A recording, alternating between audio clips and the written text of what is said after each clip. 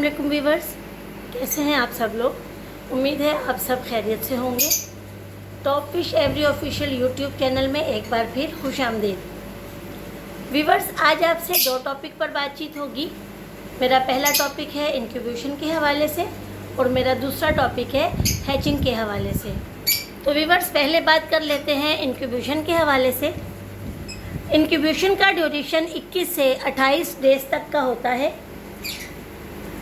और ये हमारी एवरी के टेम्परेचर पर मुनहसर है कि अगर हमारी एवरी का टेम्परेचर 30 तक जा रहा है तो ड्यूरेशन भी 21, 22 या 23 दिन तक का होगा।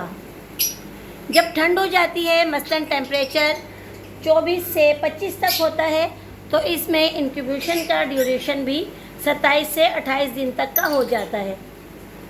इंक्यूबेशन का अमल फर्स्ट एग ले होने के बाद ही शुरू नहीं हो जाता।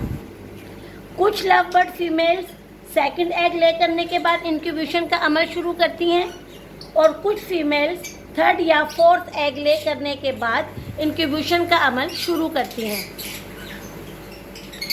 आप अगर बर्ड्स के एग्स की फर्टिलिटी को चेक करना चाहते हैं तो आप थर्ड एग ले होने के 10 दिन के बाद टॉर्च की मदद से एग्स को चेक कर सकते हैं।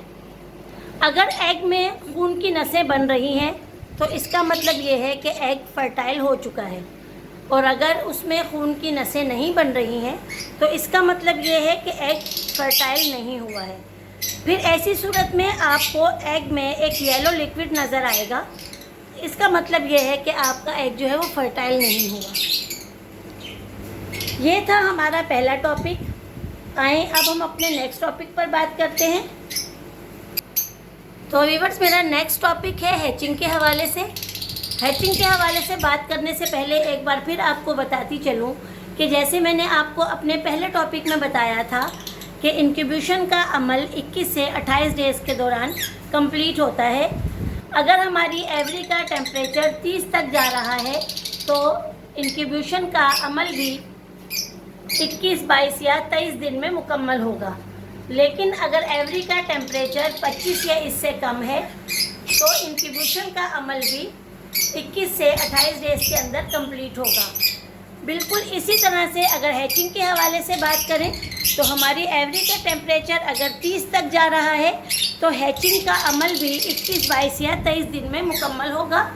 और अगर एवरी का टेम्परेचर 25 या उससे कम जा रहा है तो हैचिंग का अमल भी 21 से 28 डेज़ के अंदर ही मुकम्मल होगा।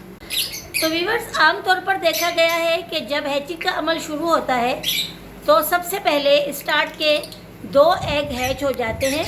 उसके बाद बाकी तमाम eggs day by day hatch होते रहते हैं।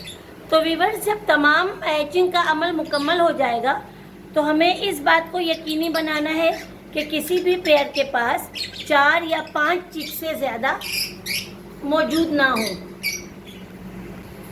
अगर किसी पेयर के पास 5 से ज़्यादा चिक्स मौजूद हैं तो फिर हमें ऐसा करना होगा कि किसी ऐसे पेयर के बॉक्स में जहाँ पर चिक्स 4 से कम हो और एज वाइज भी बराबर हों, हम ऐसे बॉक्स में उन चिक्स को शिफ्ट कर दें।